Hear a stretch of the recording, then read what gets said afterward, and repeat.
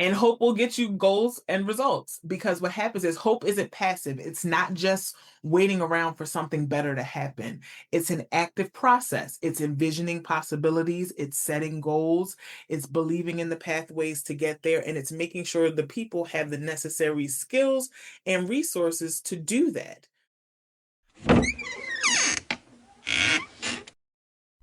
Exude Human Capital hosts Hold On, Let Me Close My Door, bringing real HR stories from real professionals with real solutions to you. Join us as we navigate the ever-changing workplace with Allison DeFlorio, co-founder and managing partner, Exude Human Capital, and special guests.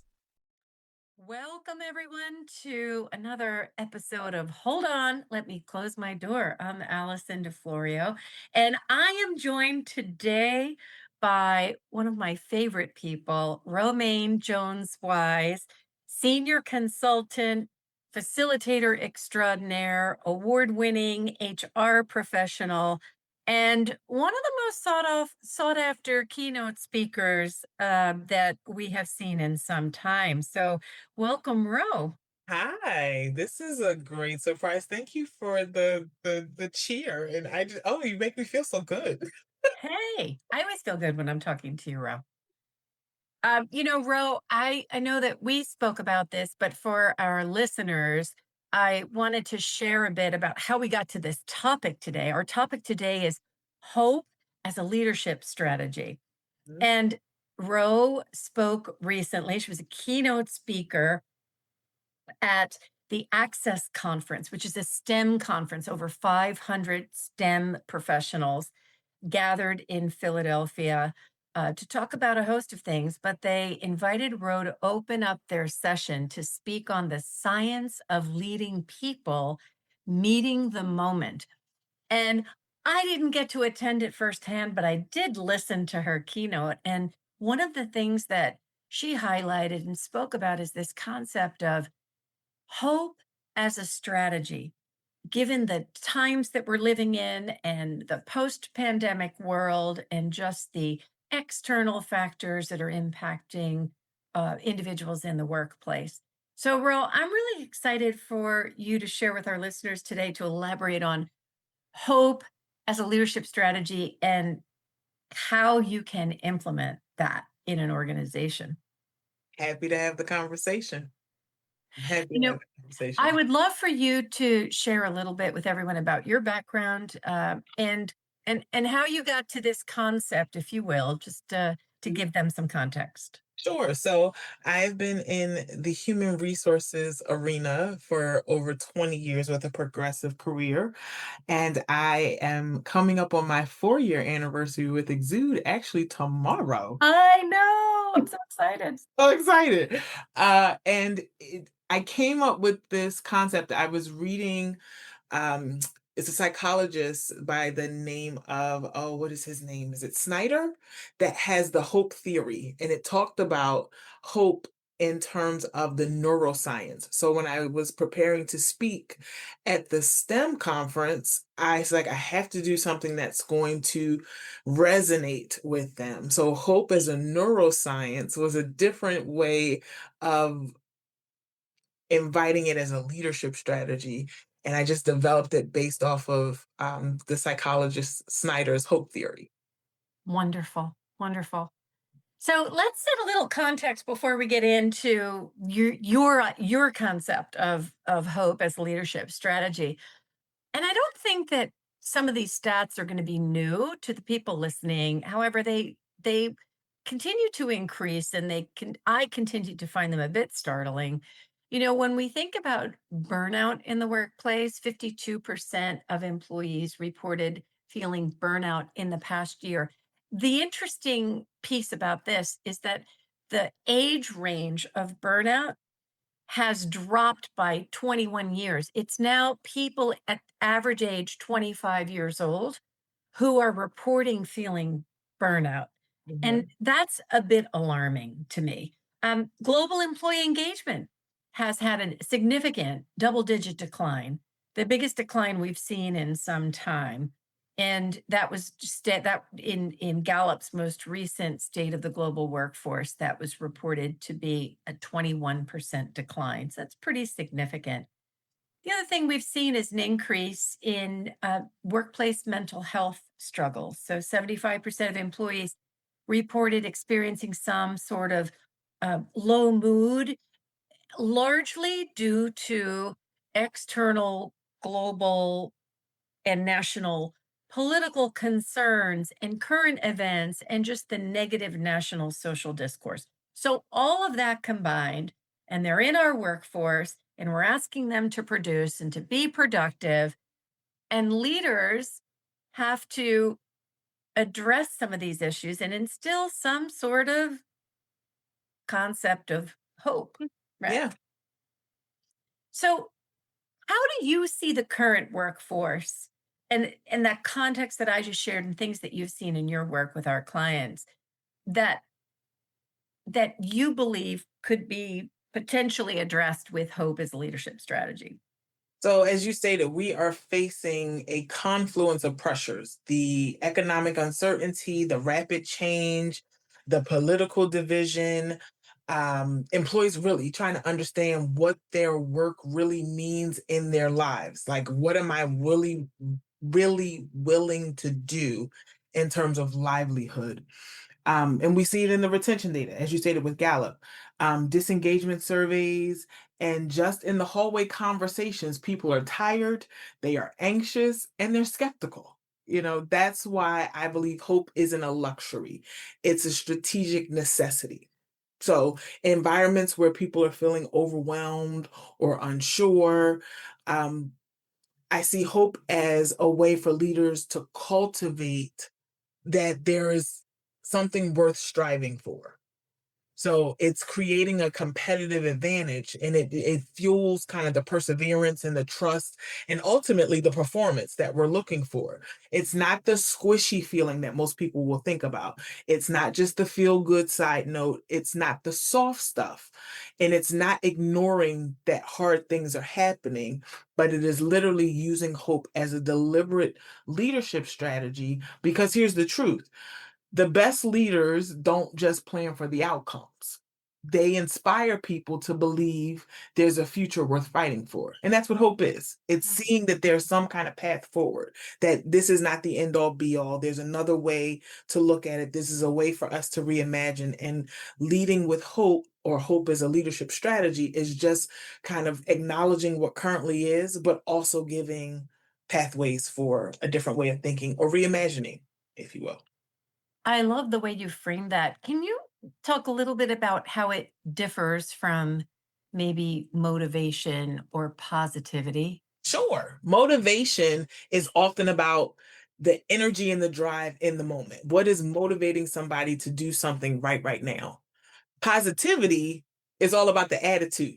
Doesn't necessarily always connect with the concrete outcomes, but hope is future focused. It's about envisioning meaningful goals and believing there's a pathway to achieve them, both individually and collectively.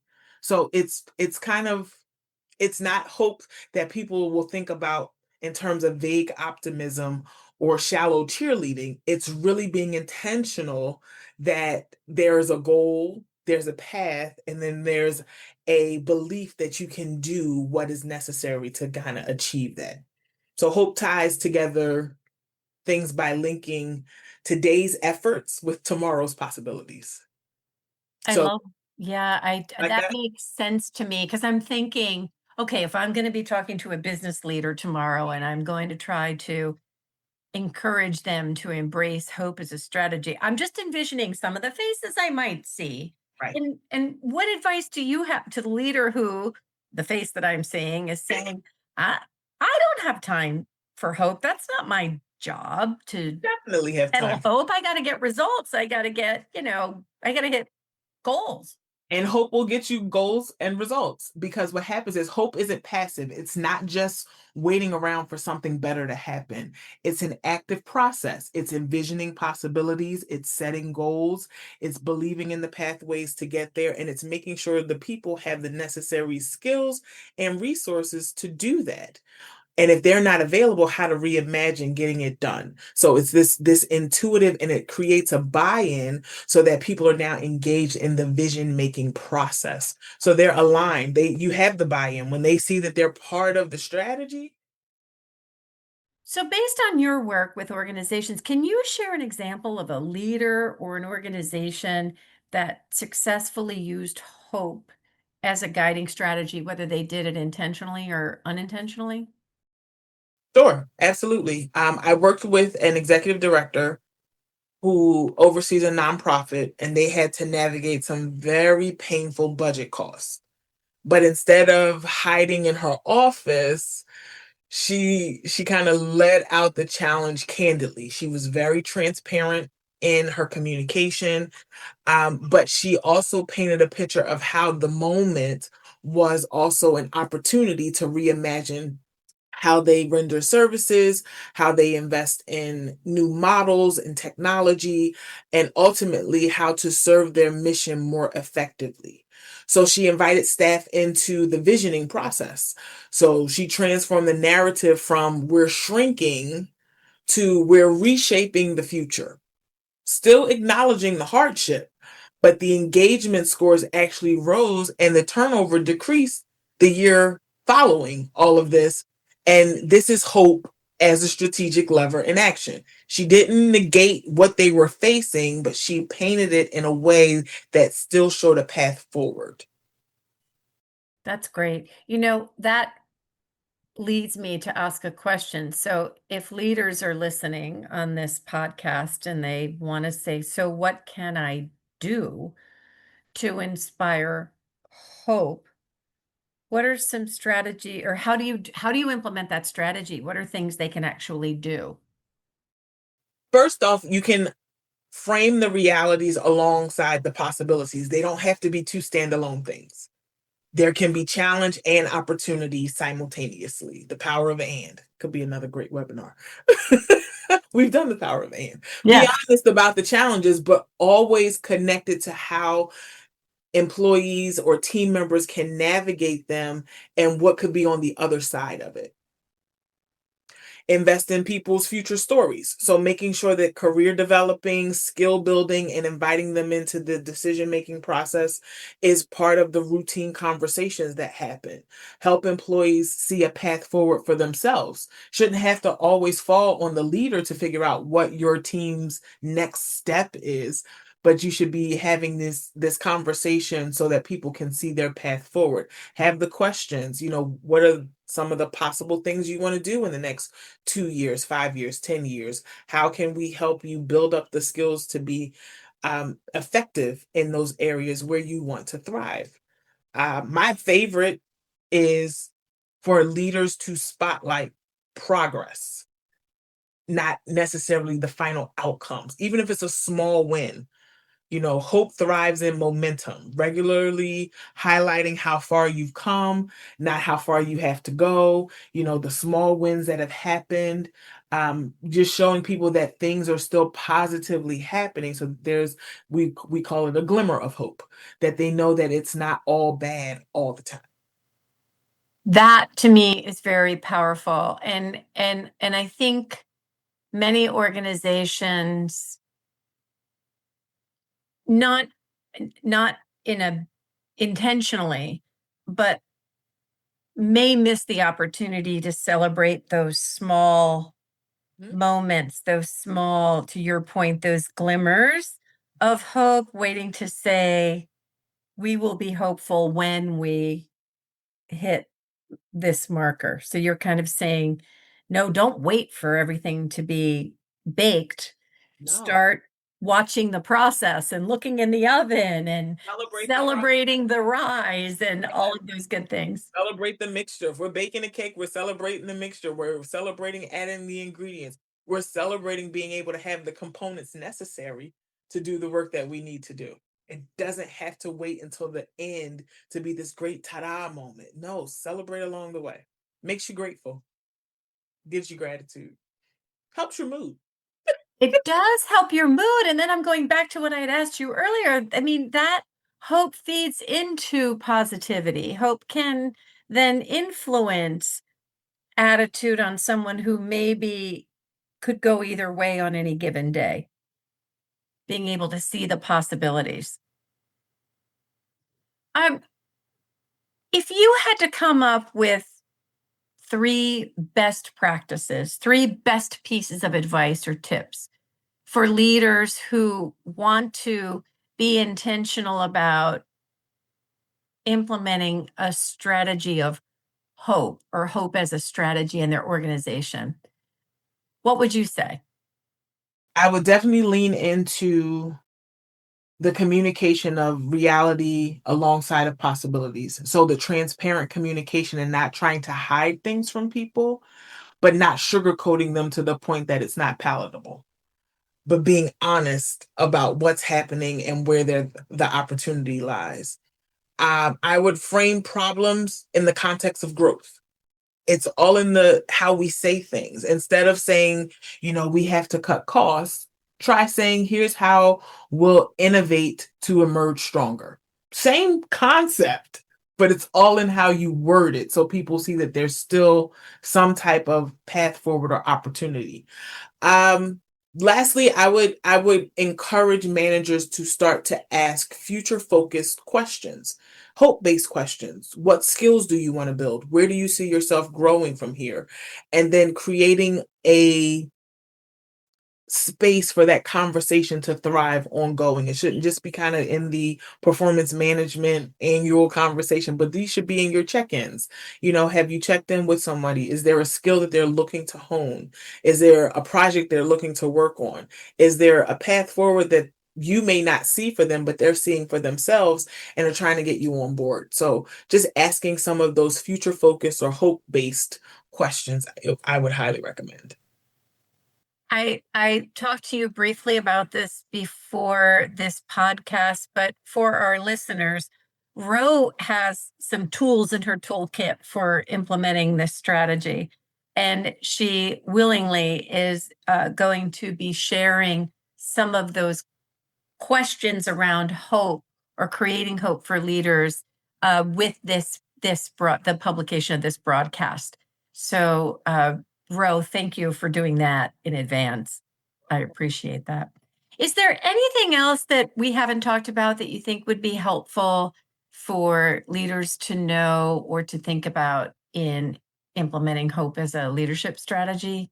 I'll say this. I want to say that hope is not a distraction from the hard realities. It's the fuel that makes the hard work worth it. And as leaders, your voice is the amplifier of hope. So, how you show up in these conversations when there are hard decisions that have to be made is really going to decide how the team responds. It's almost like reactionary. So think about every team meeting could possibly be the chance to cast a vision. Every check in is a chance to reinforce possibilities. Every feedback conversation is a chance to light a path forward. So if you want to be a leader people choose to follow, not just because of your position, but because of your impact, I encourage you to lead with hope. You make me think when you say that, you know, there's that some managers may not have the knowledge, skill, or confidence Mm. to potentially speak or lead with hope.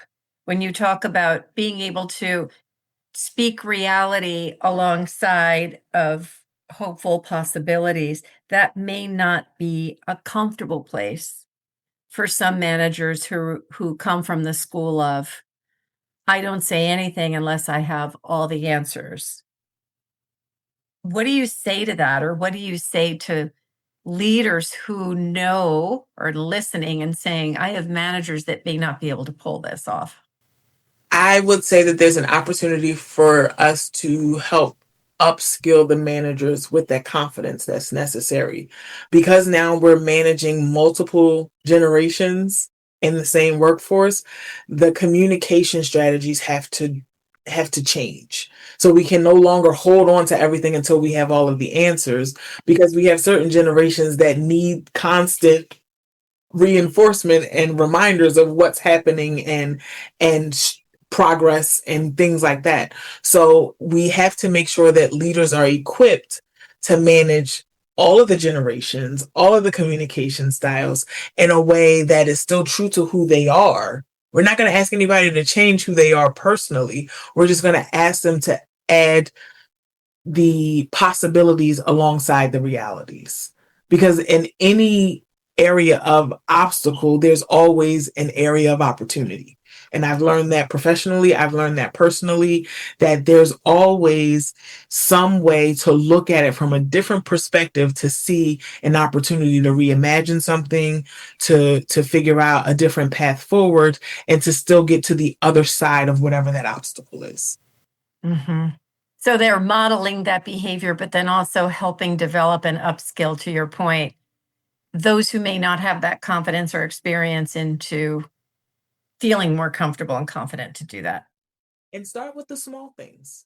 You don't have to take the big things. If it's something that is a skill we want to achieve, start with the small things. Think about a team project that may be very specific to a unit in your organization. How can you remodel any of the friction that's happening and highlight the possibilities of engaging differently or doing things differently or activating a new skill in a hopeful way that will motivate people to not only have the positivity, the motivation, but also to do the work necessary to see that through.